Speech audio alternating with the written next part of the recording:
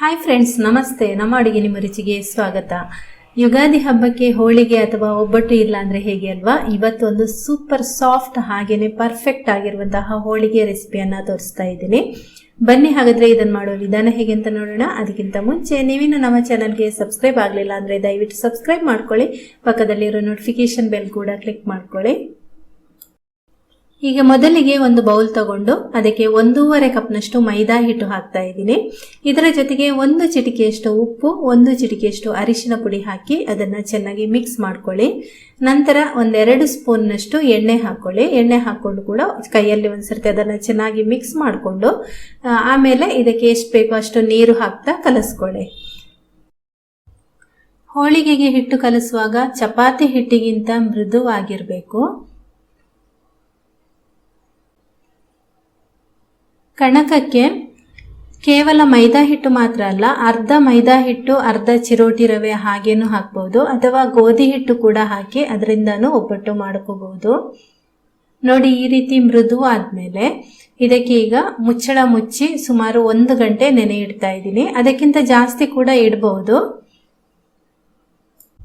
ಹಿಟ್ಟು ಚೆನ್ನಾಗಿ ನೆನೆದ್ರೆ ಸಾಫ್ಟ್ ಆಗಿ ಬರುತ್ತೆ ಹೋಳಿಗೆ, ಇಲ್ದಿದ್ರೆ ಕೆಲವೊಂದು ಸರ್ತಿ ರಬ್ಬರ್ ರೀತಿ ಆಗುತ್ತೆ. ಇವಾಗ ಕುಕ್ಕರ್ ತಗೊಂಡು ಅದರಲ್ಲಿ 1 ಕಪ್ನಷ್ಟು ಕಡಲೆಬೇಳೆ ಹಾಕ್ತಾ ಇದ್ದೀನಿ. ಅದಕ್ಕೆ ನೀರು ಹಾಕಿ ಅದನ್ನು ಒಂದು 2 ಸರ್ತಿ ಚೆನ್ನಾಗಿ ತೊಳೆಯಿರಿ. ತೊಳೆದಾದ್ಮೇಲೆ ಅದಕ್ಕೆ ಮುಳುಗುವಷ್ಟು ನೀರನ್ನು ಸೇರಿಸಿ 1 ಚಮಚದಷ್ಟು ಇದಕ್ಕೆ ಎಣ್ಣೆ ಹಾಕಿಬಿಟ್ಟು ಕುಕ್ಕರ್ ಮುಚ್ಚಳ ಮುಚ್ಚಿ ಇದನ್ನು 4 ವಿಷಲ್ ಬೇಯಿಸ್ಕೊಳ್ಬೇಕು. ಅಂದರೆ 2 ಬೆರಳಲ್ಲಿ ಅದನ್ನು ಮುಟ್ಟುವಾಗ ಸಾಫ್ಟ್ ಆಗಿ ಬರಬೇಕು, ಅಲ್ಲಿ ತನಕ ಬೇಯಿಸ್ಕೊಳ್ಳಿ. ಕೆಲವೊಂದು ಸರ್ತಿ ಸ್ವಲ್ಪ ಕಡಲೆಬೇಳೆ ಇದ್ದರೆ ಅದು ಬೇಯಲಿಕ್ಕೆ 1 ವಿಷಲ್ ಅಥವಾ 2 ವಿಷಲ್ ಜಾಸ್ತಿ ತಗೊಳ್ಬೋದು. ಅದನ್ನು ನೀವು ನೋಡಿಕೊಂಡು ವಿಷಲ್ ಮಾಡ್ಕೋಬಹುದು. ಇವಾಗ ನೋಡಿ, ಚೆನ್ನಾಗಿ ಕಡಲೆಬೇಳೆ ಬೆಂದಿದೆ. ನೋಡಿ, ಬೆಂದಾದ್ಮೇಲೆ ಇದನ್ನು ನಾನು ಸೋಸ್ಕೊಳ್ತಾ ಇದ್ದೀನಿ. ಅದರ ನೀರಲ್ಲಿ ನೀವು ಬೇಕಾದರೆ ಸಾರು ಮಾಡ್ಬೋದು. ಈಗ ಇದನ್ನ ಒಂದು ಬಾಣಲೆಗೆ ಹಾಕಿಬಿಟ್ಟು ಇದಕ್ಕೆ ಬೆಲ್ಲ ಹಾಕ್ತಾ ಇದ್ದೀನಿ. ಬೆಲ್ಲ 1 ಕಪ್ನಷ್ಟು ಕಡಲೆಬೇಳೆಗೆ 1 ಕಪ್ನಷ್ಟು ಬೆಲ್ಲ ಹಾಕ್ತಾ ಇದ್ದೀನಿ. ಬೆಲ್ಲ ಕ್ಲೀನ್ ಆಗಿದ್ರೆ ಈ ರೀತಿ ಹಾಕೊಳ್ಳಿ, ಇಲ್ಲಾಂದ್ರೆ ಒಂದು ಸ್ವಲ್ಪ ನೀರು ಹಾಕಿ ಕರಗಿಸ್ಬಿಟ್ಟು ಹಾಕೊಳ್ಳಿ.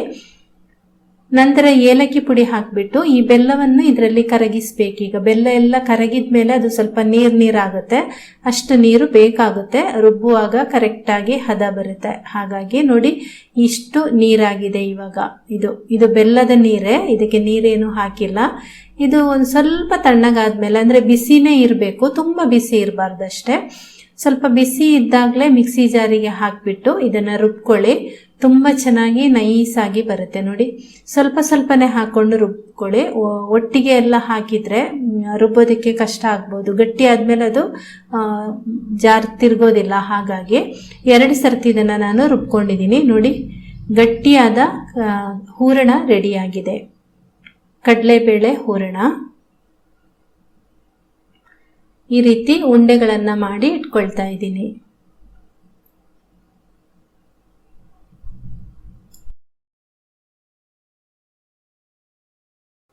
ಕಲಸಿಟ್ಟ ಮೈದಾ ಹಿಟ್ಟು ಸುಮಾರು 1 ಗಂಟೆ ನೆಂದಿದೆ. ನೋಡಿ, ಸಾಫ್ಟ್ ಆಗಿ ಬಂದಿದೆ. ಈ ರೀತಿ ಬರಬೇಕು. ಈ ರೀತಿ ಬಂದರೆ ತುಂಬ ಚೆನ್ನಾಗಿ ಸಾಫ್ಟ್ ಆದ ಹೋಳಿಗೆ ರೆಡಿ ಆಗುತ್ತೆ. ಈಗ ಇದನ್ನು ಒಂದ್ಸರ್ತಿ ಚೆನ್ನಾಗಿ ಮಿಕ್ಸ್ ಮಾಡ್ಕೊಳ್ಳೋಣ.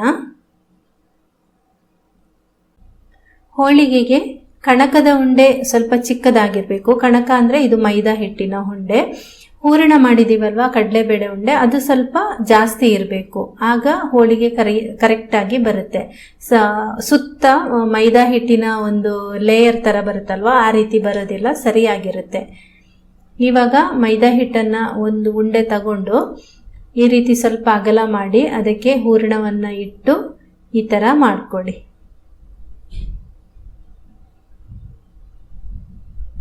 ಈ ಥರ ಮಾಡಿ ಆದಮೇಲೆ ಅದರಲ್ಲಿರುವಂತಹ ಎಕ್ಸ್ಟ್ರಾ ಎಲ್ಲ ತೆಗೀರಿ.